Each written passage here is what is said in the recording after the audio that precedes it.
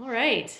I am Mara Frazier, curator of dance at the Jerome Lawrence and Robert E. Lee Theater Research Institute at the Ohio State University Libraries. And I would like to welcome you today to this conversation with Beth Cattleman, the curator of TRI, and Ted Lange, um, actor, playwright, and director.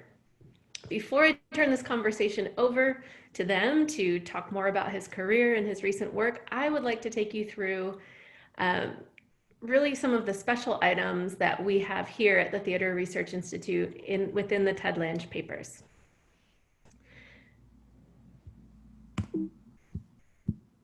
There we go.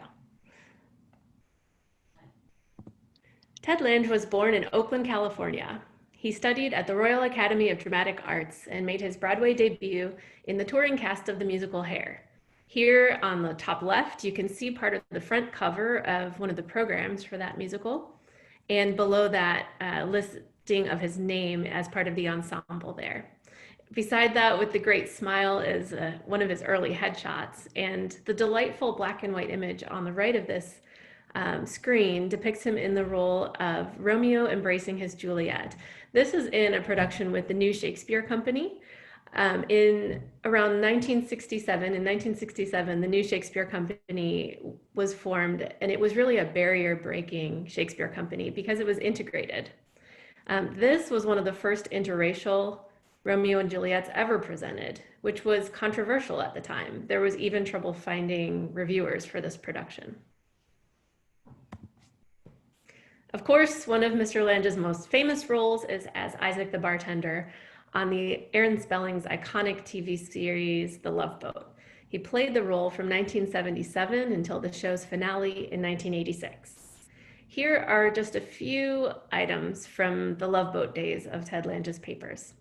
On the top left of this image, you can see a letter to the cast encouraging strict adherence to the drug laws and regulations of the shooting locales as the cast embarked on a tour to Australia and the South Pacific. On the top right, here is a storyboard from one of the episodes. And of course, in the center is the Bell Scotch America's Most Famous Bartender Award.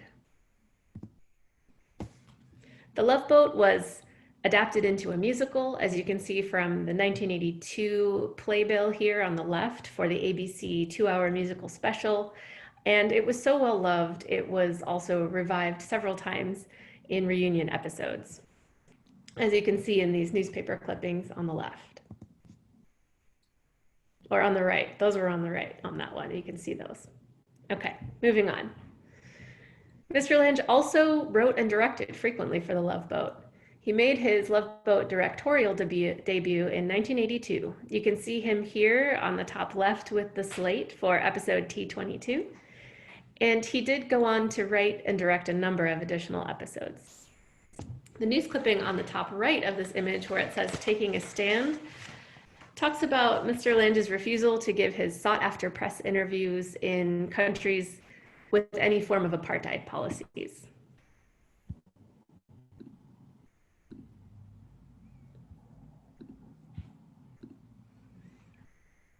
Mr. Lange has had a prolific career writing and directing for film, television, and theater. He's written 25 plays.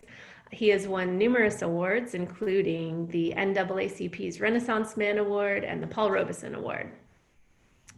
On the top left is a script from an episode of the 90s TV hit Family Matters, in which Lange played a guest star role written exclusively for him by Reggie VelJohnson.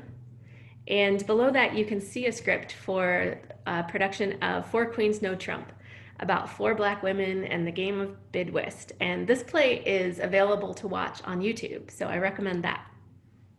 On the center left bottom is a program cover, or part of the program for a production of Driving Miss Daisy, starring and directed by Lange. Oh, something happened to our image on the right here. It floated.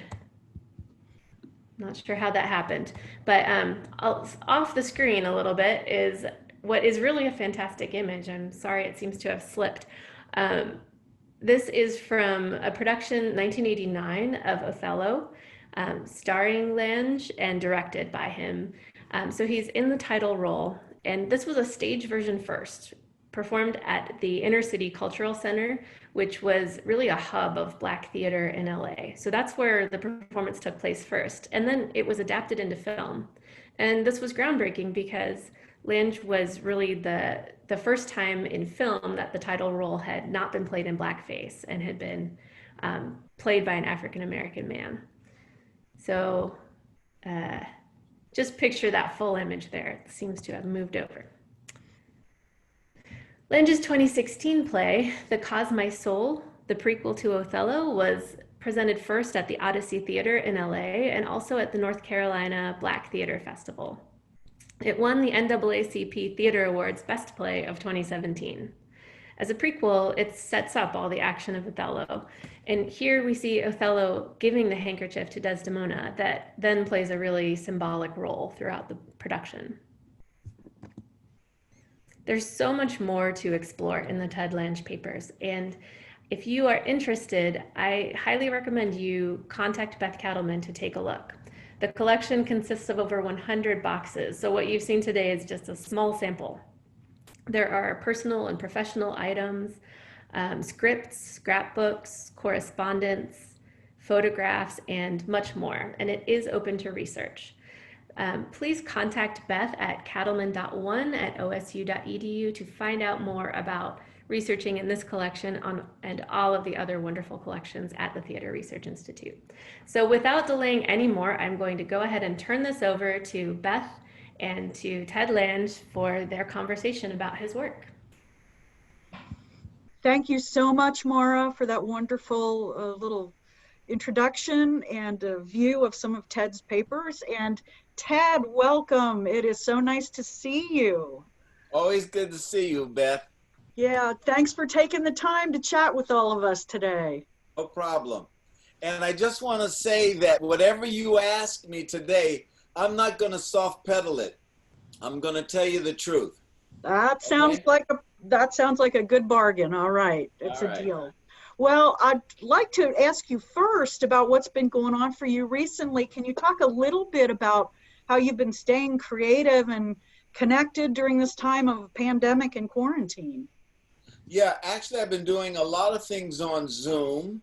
I did a movie. There was a gentleman who put together, he wrote 8 episodes to put together as one piece with a theme, and it's called Myth of Control. And it was fascinating because I'm in Los Angeles, the actor and the camera operator were in New Jersey, the producer who wrote it was in Washington, D.C., the cinematographer was in London, and the set designer was in Paris. But because of the technical aspects of Zoom and things like that, we could all come together at the same time. And I directed this episode, one of the 8 episodes that they're going to put together, Myth of Control. Wonderful. So where will folks be able to find that?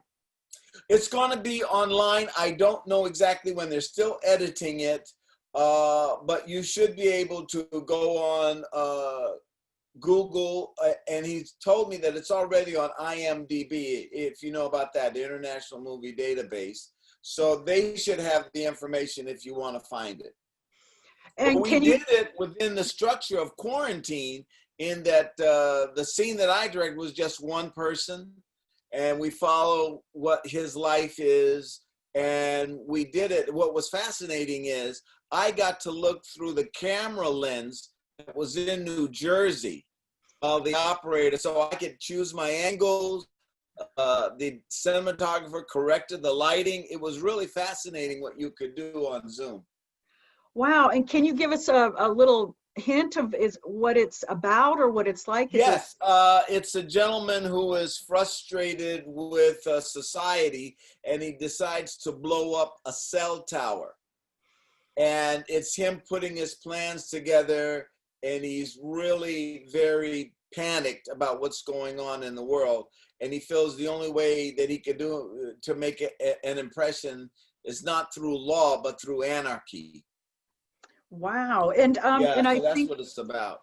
And so We you did that guys, on Zoom. And also there's another thing called StreamYard. I don't know, are you familiar with that at all? I am, StreamYard. I am It's not. similar to Zoom, and I've been doing some things on that. Yeah. Some people feel that it's better. There's a theater in Syracuse, New York called the Red House Theater. Mhm. And later this evening, I'm going to host a fundraiser, a charity fundraiser for the Red House Theater, and that will go up on October the 8th at 8 o'clock Eastern Standard Time.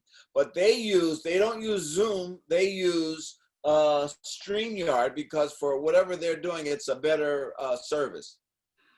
And then you've also been doing some other things through Zoom with some of your plays, yes?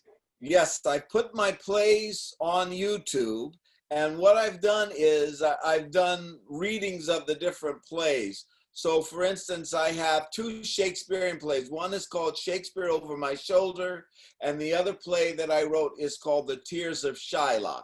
And we did Zoom readings of those. And then I also have a Black Lives Matter play called Blues in My Coffee, and a black play that won best play in '97 called Four Queens No Trump. So if you want to see those, all you do is you go to YouTube, type in my name, and then type in the play title, Shakespeare Over My Shoulder, say. And you did Zoom readings, yes, also with Yes, there's Zoom readings. So, and what yeah. happened is, like I have three of the actors in Shakespeare Over My Shoulder. I have three of the actors that are here in LA, but I wanted to use an actor that was living in Washington, D.C., and we were able to do it. And he's a phenomenal actor. And the great thing about this is now you can do these things and you don't have to be in the same town. You can be all over, literally all over the map, and then you just, figure out the right time that everyone can get together, and then you shoot it. For the Red House Theater, I did a scene from Fences. I was supposed to direct for them the play Fences. We weren't able to do it, and they're going to show a piece of it on this benefit called Ain't It Grand for the Red House Theater, Syracuse. And the male actor is in New York, and the female actor is here in Los Angeles. Wow. I'm telling you, it's a new day, baby. It is, I'll tell you. So Ted, it's so great to hear about your playwriting, because I know a lot of folks aren't aware that you're quite an accomplished playwright, and I've been privileged to sit in on a couple of these readings, and it's just marvelous. So if people want to produce these, do they get in touch with you? Is there information is that possible?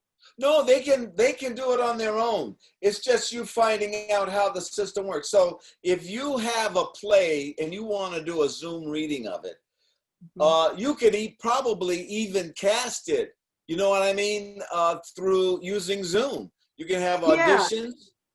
You can have auditions, pick the actors you want, decide how to rehearse it, all on Zoom. And then when you want to record it, you then set that up. All you got to do is learn the system. How does the system work? And then after you've done that, you do a reading, and you can invite people to the reading, or you can do it without any audience at all, depending on how you feel about it. It's fascinating that now the only thing is organization, I have to say, is the most important thing about this. So if you're married like I am, you have your wife help you. I can direct, but I can't necessarily organize. But yes, so that's what you want to do. Is you can hold auditions and have them read scenes. You can do it. You can do it now technically on the internet. Yeah, but what I meant was, if people want to produce a Ted Lange play, one of your scripts. Yes, absolutely. Sure. Are those available for them? Yes, they are. They're absolutely available. So yeah, you just, you'd have to, let me give you my email address, which is 3langeted@gmail. And then what you do is you email me, and we'll find out what kind of play you're looking for. I got 25 plays, so we kind of have to figure out what area you want to be in, because I also write a lot of historical African-American historical plays For instance, they're getting ready to do the John Brown movie. I don't know if you saw that. Showtime is doing a movie on John Brown. I wrote a play on John Brown because I found out there were 5 black guys with John Brown, and they're never portrayed in any of the movies or in other plays. They may show one black guy, but they don't show all 5. So I wrote a play called The Journals of Osborne P. Anderson, who was one of the 5. And that's why I'm very curious to see if Ethan Hawke, when he does John Brown, if they have these 5 characters that were actually there with John Brown. 2 of them were killed the first day of the raid. 2 of them were hung with John Brown, and 1 got away. And the guy that got away was Osborne P. Anderson. And that's who I write the play from his point of view. Wow. And then you said you have a Black Lives Matter play, or one that you consider your Black Lives Matter play. Can you talk a little bit about that?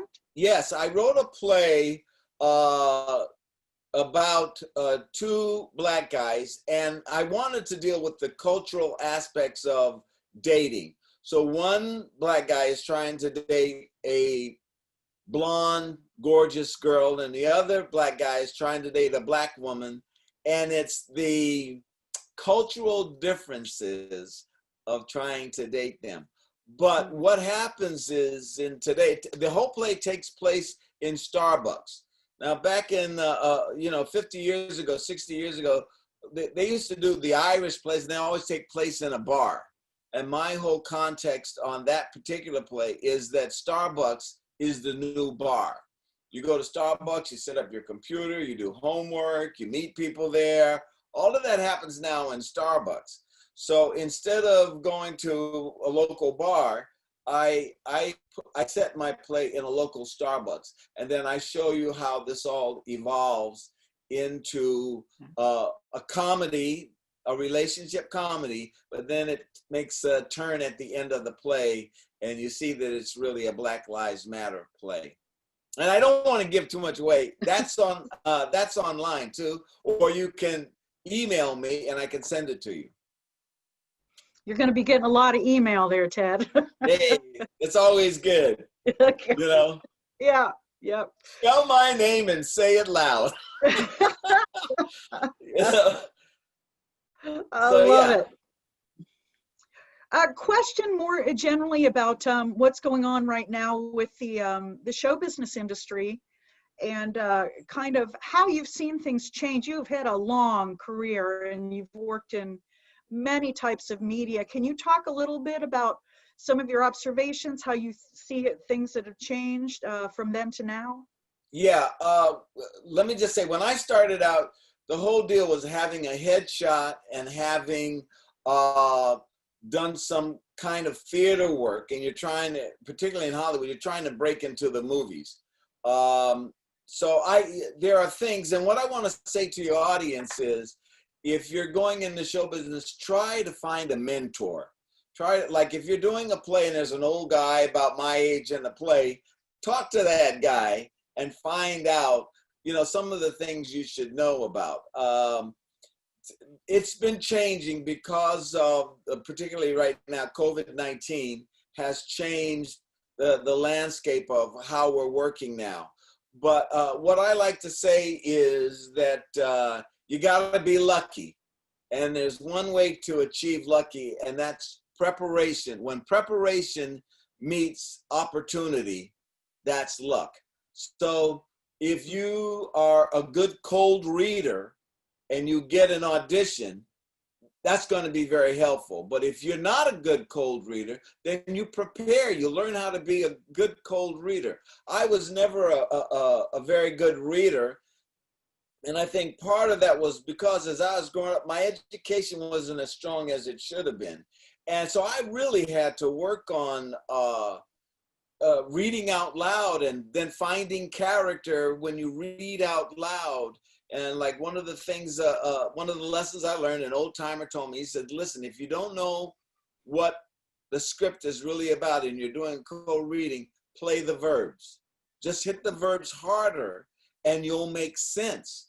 And then as you read along, you'll start seeing where you can implement characterization. So, but that's part of having a mentor is they'll give you tricks. When I was in New York and I was running around trying to make the theater rounds, an old timer took me and said, "Hey man," he said, "what's wrong with this picture?" I go, "No." He says, "There's no phone number on the back." And that was an old trick. What you do is, because sometimes your resume will get detached from the picture, and they see your picture and they like you, but they don't know how to get in touch with you. So you write your phone number on the back of your picture so that if the two things get separated, you still got a shot. And then part of this is imagination, using your imagination. I went up for a movie called Trick Baby in New York, and it was one line. I'll never forget this. It was one line, and you open the door and you say, "I haven't seen him," and that was it. And I turned to the guy and said, "Hey man, is this the only part that's available?" And the guy said, "Yeah, no, there's another part, and it's got about 3 or 4 scenes, but it's the part for a pimp. And look at you, you don't look like a pimp. So we want you to audition for this part." So I said, "Okay." So I got a call back. When I got the call back, I went up to Harlem and I bought a pimp hat. And then I bought some boots, some pimp boots that came up to my knees. And I had a burgundy suit. I'm sorry to tell you that I actually owned the burgundy suit, but I had a burgundy suit. I put on the suit, I had a burgundy pimp hat, and I went to the audition. So when I walked in the audition, they looked at me and said, "Oh, all the pimps sit over there." And so I didn't have to do the one-liner. I got to go after the part. And part of your job as an actor is being creative with what you're doing. And it's the alliances you make. I once went up for a part on a movie and I knew I didn't get it. I just knew I didn't get it. So I called a buddy of mine and he didn't know about it. His name is Philip Michael Thomas. He later ended up doing Miami Vice. And I said, "Philip, what was the name?" It was a Raymond St. Jacques movie, Frida Payne. I forget the name of it right now. But anyway, I said, "Hey, Philip, I think you'd be perfect for this. Why don't you check it out?" Because he didn't know about it. So, and that's what he did. So you make alliances. I have an alliance with Glenn Turman and Art Evans here in Los Angeles. And we called ourselves Dis, Dat, and the Udder. And what we did, we were 20-something years old, and we said, "Hey, man, these guys are pretty rough here. So let's look out for each other. It'll be the 3 of us. We'll be like the 3 Musketeers, only instead of using Alexander Dumas, we use Dis, Dat, and the Udder." And what we did was, and through our career, 4 years of doing television and everything else, if I was directing a show and I saw a part for Art Evans, I'd call up Art Evans. Or if I was gonna direct a show and I wanted to find out the politics, I'd call up Glenn Turman. I said, "Did you direct the Wayans Brothers?" He goes, "Yeah." I said, I'm up for directing that. Can you tell me?" He said, "Yeah." We'd go to lunch and he said, "Look, watch out for this and watch out for that, and you're safe over here." So I knew when I walked in the room what the politics of the room was. And I think it's really important, if you make this journey, when you get on this road, you get on this path, you try to make as many alliances as possible so that it secures longevity. Because what I found out is it's about longevity. It's not about being a flash in the pan. And that's what I tried to do. And Glenn right now is on Fargo. And I just saw it last week, and he did a speech that I really loved. Then I emailed him yesterday, and I said, "Hey, man, I saw you on Fargo. This was really great. I'll tell you why I liked it, so and so, so and so." So we're bonded. You want to meet people that you can bond with and support them. And so that's what we try to do. I mean, Glenn and his wife have come to see all my plays, Art. I did a production of Hamlet with Glenn playing Hamlet and with Art Evans as one of the gravediggers. So that's what we always looked out for each other. I think it's very important that you have alliances when you're making this journey. And what you find is you're going to run across the same people all the time when you go to auditions and when you're up for different parts. You might be in a movie with them. There was one guy named John Wesley. I was waiting 30 years, and finally we got to do a movie together. But we always admired each other's talent. And and the other thing is this, and this was my life lesson that someone told me, because I was jealous of an actor one time, and my drama teacher's wife said to me, she said, "Ted, can you sing as good as Sam?" And I go, "No." And she said, "Is Sam as funny as you?" I go, "No." She said, "Know this, that you are totally unique. You have no reason to be jealous of any actor, because when you walk in the room, you're gonna do what you do the best you can do it. And the other guy is gonna do something else. So don't worry about if he got the part or you didn't get the part, or you got the part and he, there's no reason to be jealous, because it's art. It's subjective. It's really not tangible. It's what they see. So if you do a bartender, and the guy says, "I don't believe that guy was a bartender," and then I walk in there and he goes, "That's exactly what I want the bartender." It's not on you. You just did the best you can do. And then it has to be their perception of what they think it should be. So you're not really competing against anybody. You're learning your craft and you're competing against yourself. That's why you take acting classes. And as a playwright, I wanted to tell stories. And when I was first auditioning, I'm 5'7". When I was first auditioning, they would say, "Yeah, we liked your audition. You were really good, but how tall are you?" I said, "I'm 5'7". They said, "Well, we want a taller guy." I said, "What are you talking about? Who's that?" "Well, the policeman has to look like he can handle himself, and you're only 5'7". I said, "Well, doesn't he carry a gun?" If you give me the gun, I can handle myself. Trust me. So they go, nah.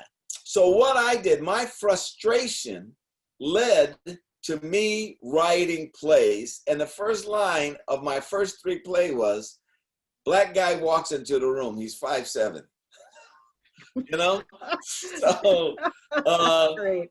and that's what you do, is you don't accept the no. They're going to give you a no. You don't have to accept it. You don't have to get mad. You try to figure out another way to come at it. And that's what I did. So I found out I needed to be a writer, because I wanted to write a vehicle where people could see that I could act. So I started taking playwriting classes, screenwriting classes. And what I did then was I started writing plays. And then eventually, as you get about to 7 or 8 plays, you stop writing about something for yourself and you start writing about things that you see in life. And so that's when I started realizing, I said, well, no one's telling the story about this Black person in history. So I call myself a footnote historian, because if you look up, say, like George Washington, he had a slave called William Lee. But nobody writes about William Lee, but he's in the footnotes. So I decided to write a play called George Washington's Boy. And I call myself a footnote historian. So I got like about 10 books on George Washington, read all the different footnotes, and then put together the character based on the different footnotes that I found, and then told a story about George Washington and put William Lee in the middle of it, because he was with George Washington every day of the American Revolution. And then I found a thing to do after he became president with William Lee and all of that. So you have to be imaginative, you know. My other example is I wanted to do a play in Los Angeles at the Watts Writers Workshop. So I went in to audition, and they said, you know, we looked at you, but the problem is we've already filled all the roles, but we wanted to meet you. Well, okay, yeah, thanks a lot, you know. but I befriended the producer's secretary. And what happened was the guy that was directing it was a guy named Yaphet Kotto. And Yaphet Kotto was a big Hollywood actor.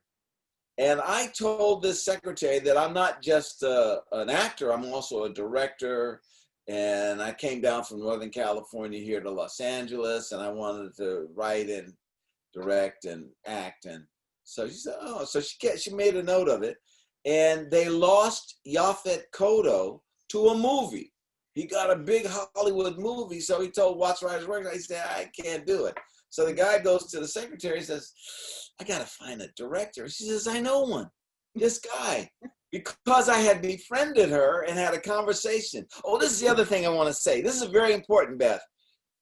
No one is more important than anyone else. Be kind to everybody, because this was a secretary, and the reason I got a job in Los Angeles directing was because of someone's secretary. And I'm gonna tell you something else. I did my first screen test in Los Angeles for a show called That's My Mama.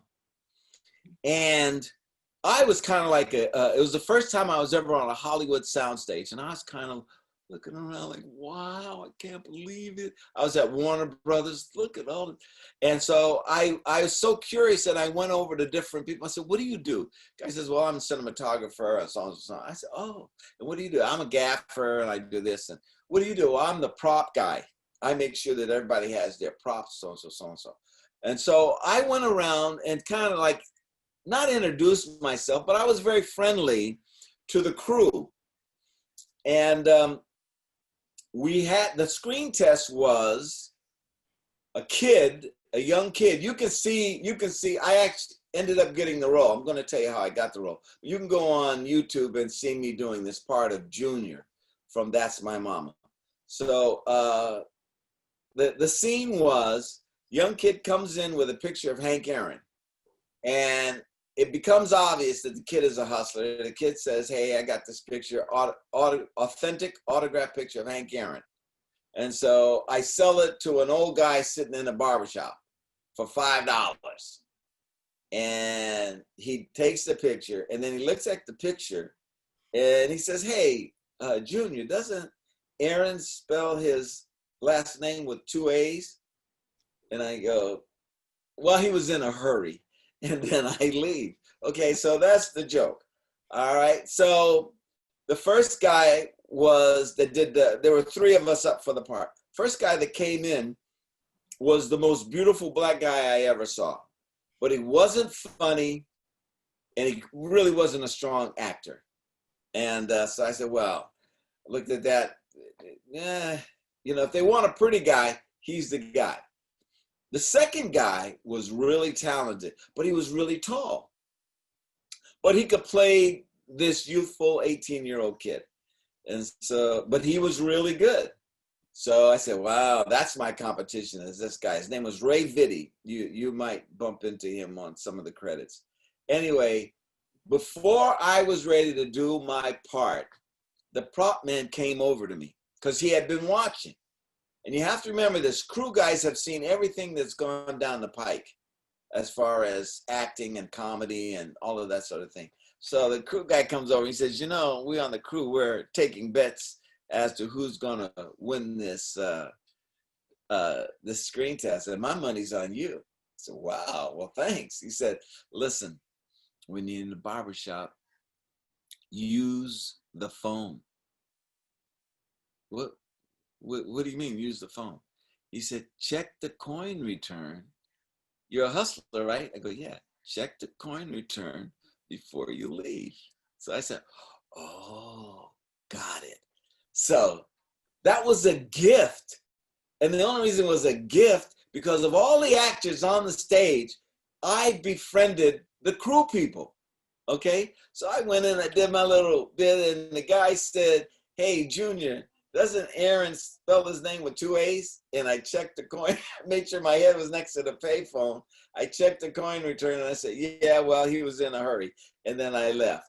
And I met the actor maybe 2 weeks later, and then I had gotten the part, and he said, man, when you checked the coin return, I knew I lost. I said, he said, where'd you come up with that? I said, I just made it up. I just used the moment. I made it up. But you'll find, and I used to, when we were doing, back then, these were taped shows in front of a studio audience. And I used to listen to the crew. And if the crew smiled, it was a mild laughter. If they actually laughed a little bit, it was a pretty good laugh. But if they laughed, for a thing, it was a show-stopping joke. And so I remember we got new producers in on our show, and they were kind of trying to take the show in a different direction, but they weren't funny. And the season before, we would all sit down and rewrite together and try to come up with the jokes. And so I said to the guy, I said, hey, I don't feel this joke works. He said, don't worry, it'll work. And so we went all week, and the joke was not a good joke. And I kept saying, I think we can come up with a stronger joke. Now, I didn't do this in an accusatory way or anything like that. We're just, because I was used to trying to find the joke. And the guys said, no. And then we did a rehearsal. And when we did the rehearsal with the crew, they didn't laugh. And I always watched to see if they laughed or smiled. They didn't laugh. And so I remember going to the producer, and I said, hey, I think we've got to rewrite this joke. He said, no, what are you talking about? We're not going to rewrite that joke. I said, you don't understand. The crew didn't laugh. And the guy goes, who the hell cares? It's, but that's your audience. That was your audience, and that's what I knew. Anyway, the show died shortly. The show died shortly afterwards because they said they would do a joke, and then they said we would. I said, this isn't working funny wise, and they said, don't worry, we'll sweeten it. And sweeten means they would put in canned laughter. And but if they don't laugh, you have a live audience and they get pumped up. If they don't laugh during the course of your shooting, you got problems. And these guys did not want to face their problem as writers. Yeah. So I just wanted to say that two things. One, everybody's on the same playing field, and so don't feel that you're above. That's what I'm trying to say, is don't feel you're above them, and listen to them. When I first directed my first episode, which you showed the clapper, I'll never forget the makeup guy was a guy named Larry Darr, and I called him Cowboy. He was like 6'3", wore a big cowboy hat, and he was one of the premier glamour makeup artists in Hollywood. And he would always come over and he'd say, hey, Ted, do you think it'd be funny if the guy did so-and-so? I go, whoa, Larry, that's funny. Yeah. And so when I directed my first episode, I got the cast and the crew together, and I said, listen, if any of you have something that's humorous that you see while we're shooting this, say something to me. Because they couldn't do it when other directors came in to direct Love Boat. They couldn't do it. Or if they, you know what I mean? So, but I wanted the best show, the funniest show I could make. So I told them, and during that course, I had crew people who would come up and say, what do you think of this? And I go, no, that doesn't work because later on it's done. Well, what do you think of that? Oh, that's a good joke. And that supports what we're doing. Yeah. So I always try to maintain a relationship with the cast and the crew so there could be a certain amount of communal input to achieve the best possible show. Well, I know you came and directed for the Ohio State Theater Department, did Red Velvet, and that bore out everything you're saying because our students and crew members just loved having you there. Well, thank you very much. Well, I think we did a really good job. The actors were really diligent. I mean, they were really wonderful, and they did their homework. They came in excited about the work. So I think we made a very special production with what we did. And the great thing about working in a university, sometimes you have bells and whistles you don't have professionally, like in Los Angeles, because you don't have the kind of money. But we did some effects that were really, I felt, really strong and effective for the presentation of the play. And that's a delight for a director when you have a few bells and whistles you can do.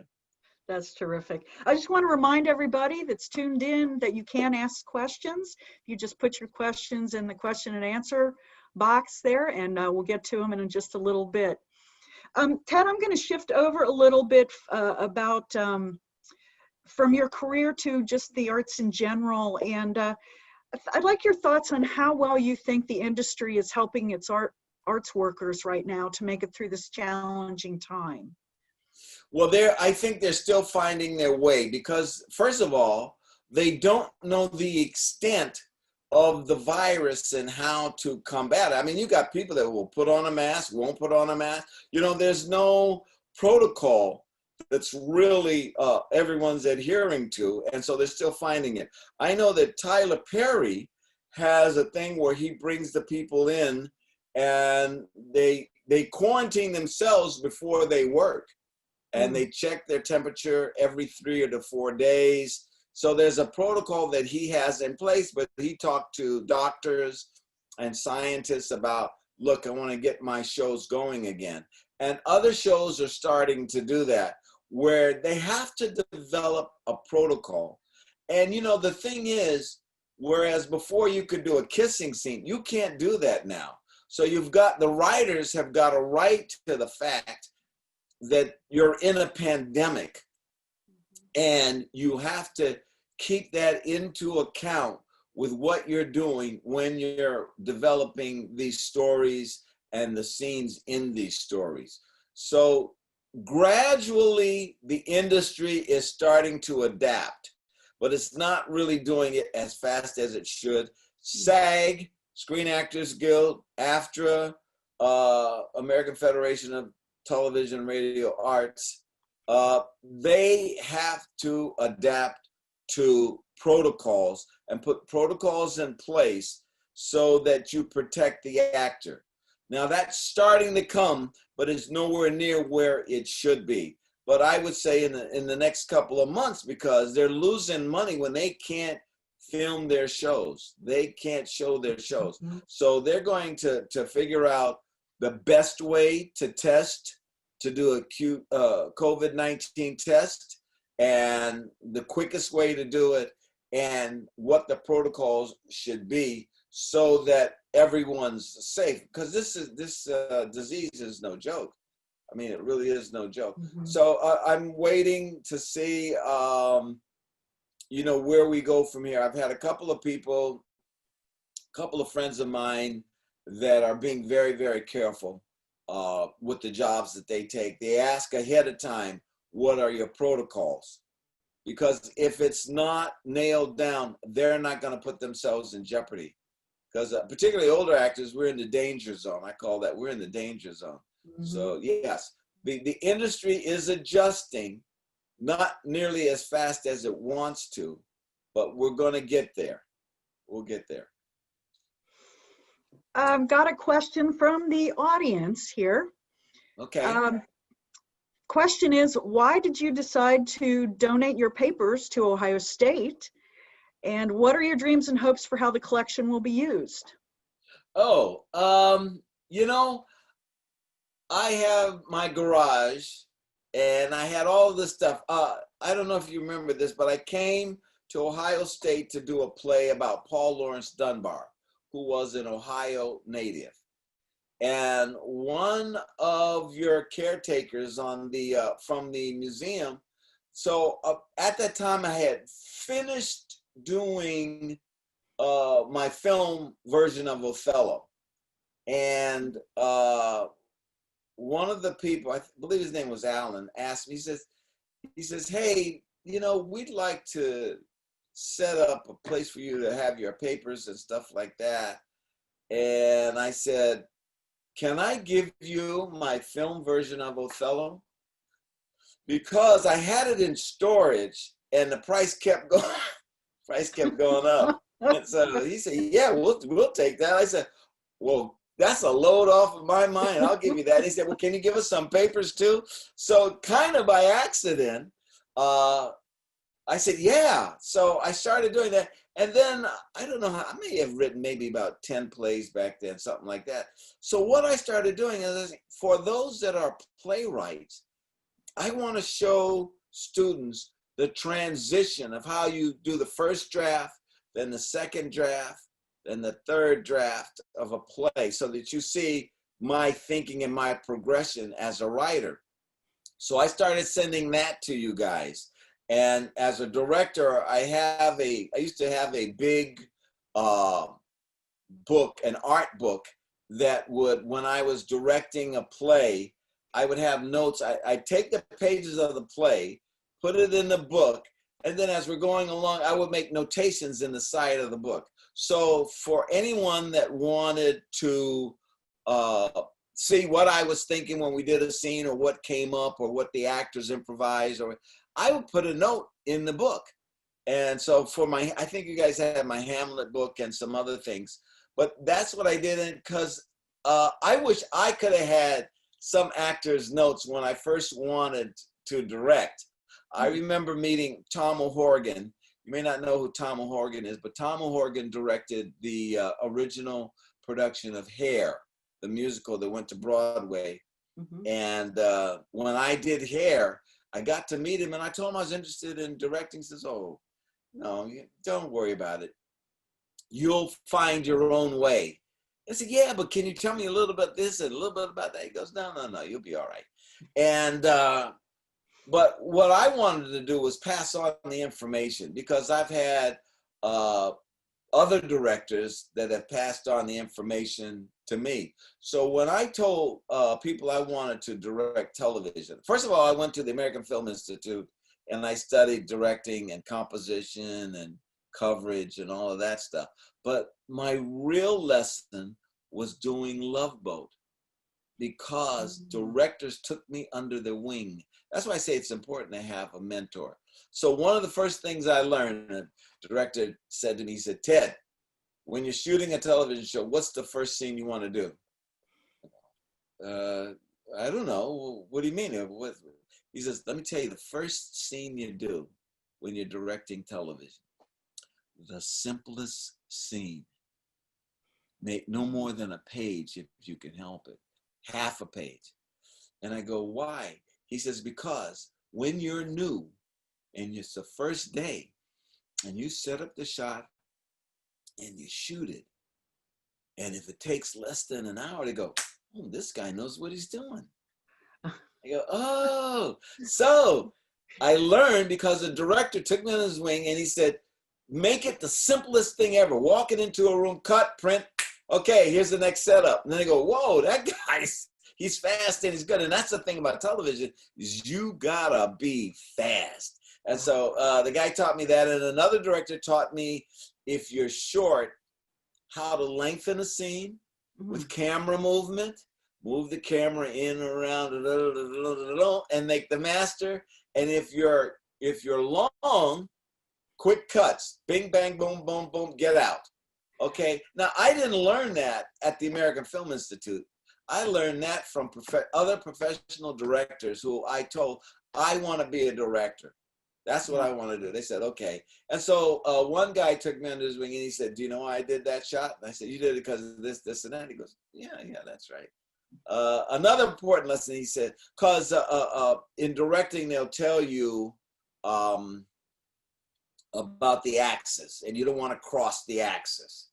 And how do you set up? And sometimes people look at paper and they figure it out on paper. But one director hinted to me, he says, you know, the best way when you're directing is your eyes are the camera.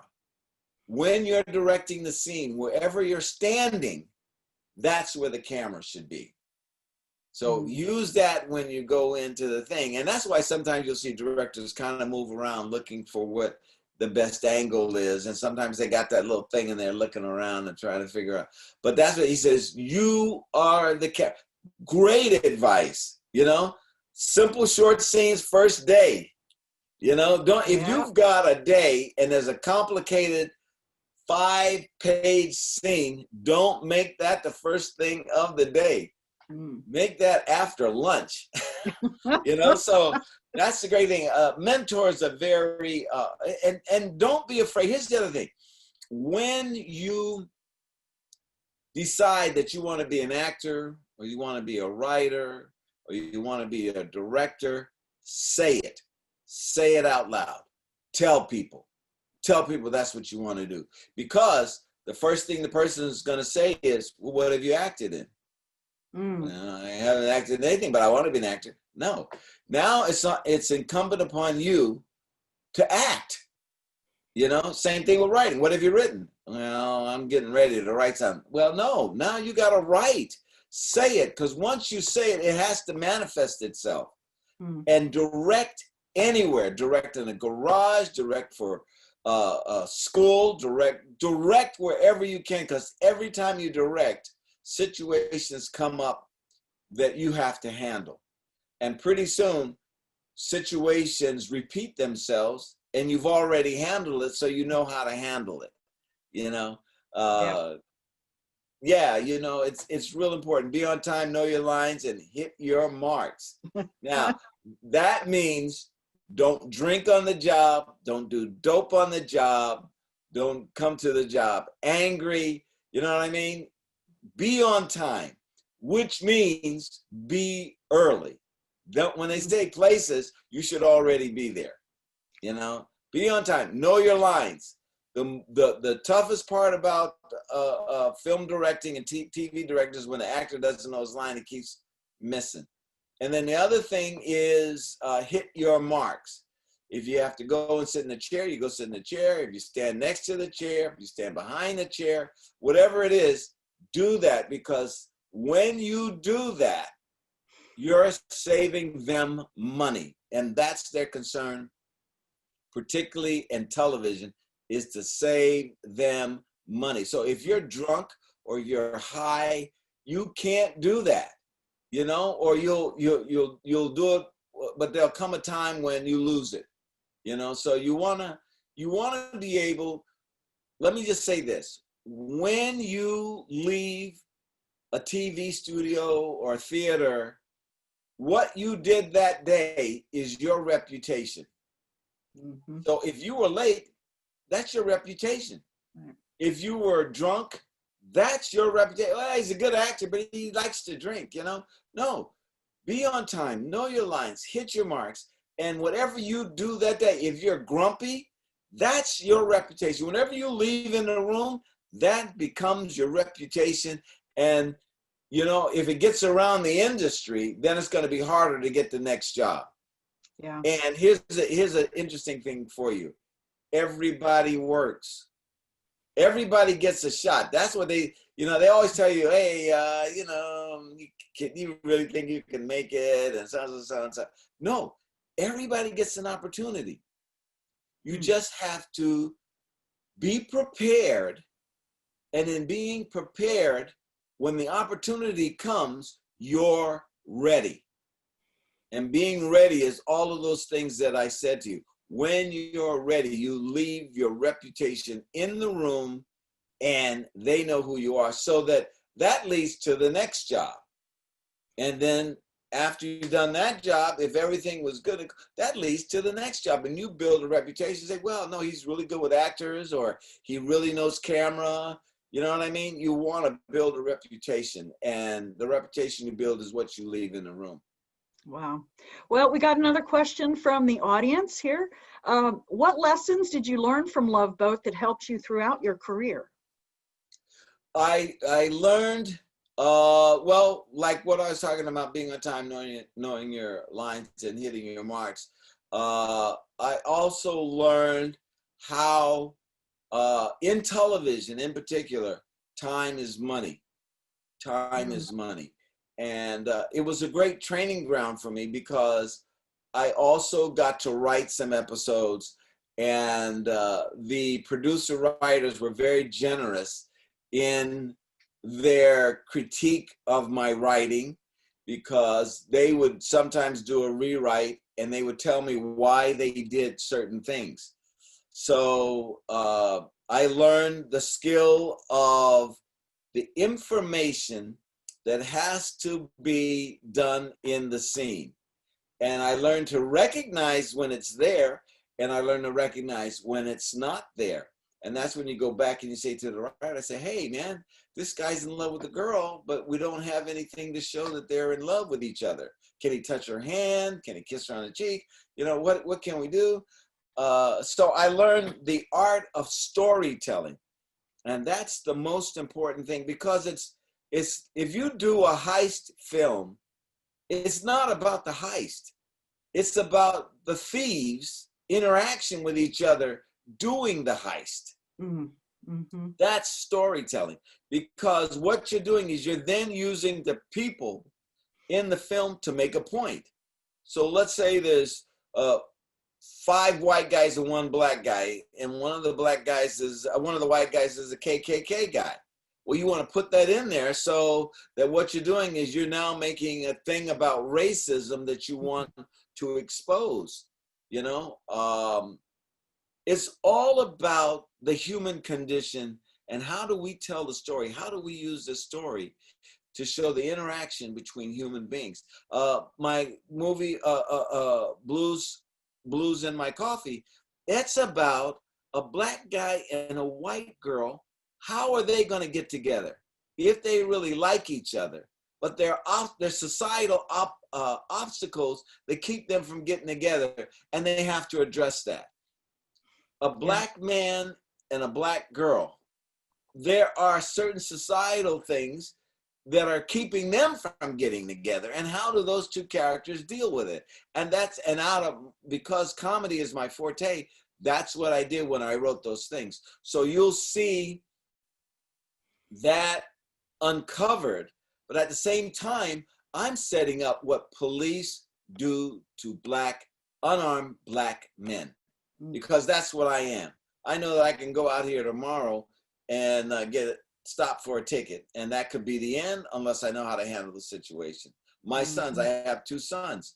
I know that they can be taken out, you know, not only by COVID, but by a policeman. So part of that is addressed in that play. So your story, as a writer, one of the things you want to, let me give you this. I have a thing for when I teach writing. What story are you trying to tell? Can you take it out? And can it be said without words?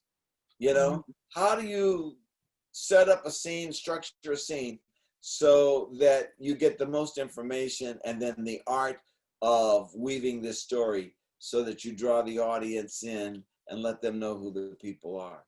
That's great. Well, Ted, I think we got time for maybe one more question here. I'm going to grab another one from our audience. Have you ever read for a character that you refused to play?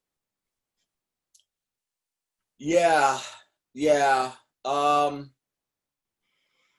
There was, I went to an audition recently, and they used the N-word. And you go, you know, this is gratuitous. So, but I had a handle on the character. So I wanted to show them I had a handle on the character, but I didn't want to use that word. You know, I'm not using that word. So I went in and read. And so the casting girl looks at me and she goes, well, geez, that was very good. Could you read it again? Because I dropped out the N-word, and I think I said, man, or hey, buddy, you know, that buddy is so, whatever it was. And, but I want to show that I could do the part, but I don't want to have to say that. And then sometimes you can tell that the writer was a white writer trying to be hip. And so I read the scene again. I dropped the word out again. And so she got kind of, well, can you just do it one more time? Trying to say, why don't you just say all of the dialogue? And I did it. I did it again. But yes, there are times, and this is a great thing about being an actor. You can turn down a role. You don't have to do it. You want to take an opportunity. You want them to know your art. But if there's something that bothers you. The great thing about being an actor is you don't have to take it. You don't have to do it. And sometimes every once in a while, I'll get stuff where I don't want to say it offends me, but I just don't feel that I'm the right guy. I'll give you an example here that was with Love Boat. Because when I did it, we're talking about systemic racism, okay? The first year of Love Boat, I came on, and all of the white characters were in the opening of the show. And all of the white characters were in the end of the show. So they would say, basically, welcome aboard. And then at the end of the show, they say, man, I'm glad you found true love. And I would say, hey, I go to the producer, hey, how come I'm not in the opening with, they said, well, you're one of the stars. What are you worried about? I said, well, yeah, but you've got everybody but me. Doesn't that look strange? You go, no, you're a bartender. What would a bartender be doing in the opening of the show? I said, well, what would a captain be doing? He should be on the bridge. What is the doctor doing there? He should be in sick bay. What are you talking about? We're all stars. If I'm one of the stars, I should be there. And every week, but I never said you're doing this because I'm black or you're trying to make me a token. All I'm saying is I want parity. If you're saying I'm one of the celebrities, I'm one of the stars of the show, I want to be with the other stars of the show in the opening and the closing. And it was so bad that sometimes I would help a couple solve their love life problems. And then when they got off the boat, Doc would say, hey, I talked to Isaac and he told me how he helped you. Oh, no. So you go, come on, man. And that's why I said, I go to the producer. But here's what I did. I never yelled at him. I never called him names. I never accused him of racism. None of that. I just came from a character point of view. And I just broke it down through characterization.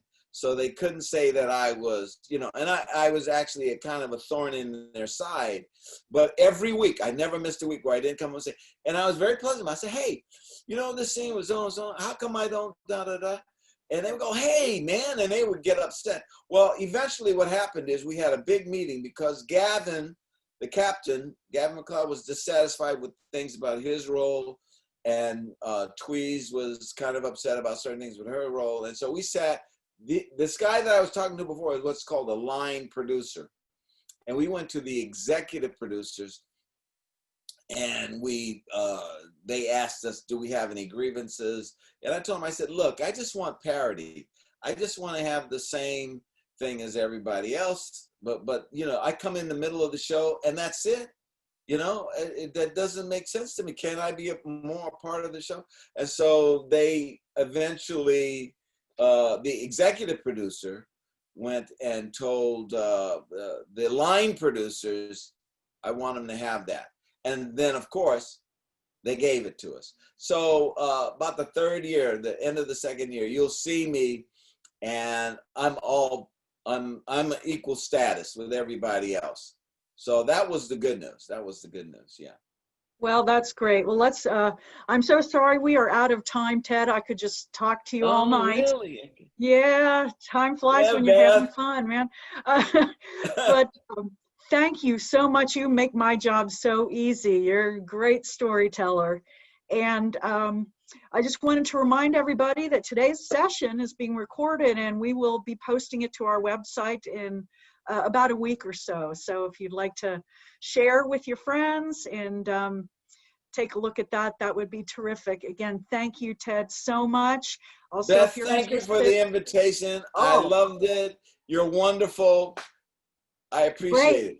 And y'all come see Ted's papers at The Ohio State University. You can contact me. And don't forget, you can contact Ted about producing his plays that he wrote. So, Ted, have a great day, and we'll see you, I hope, real soon.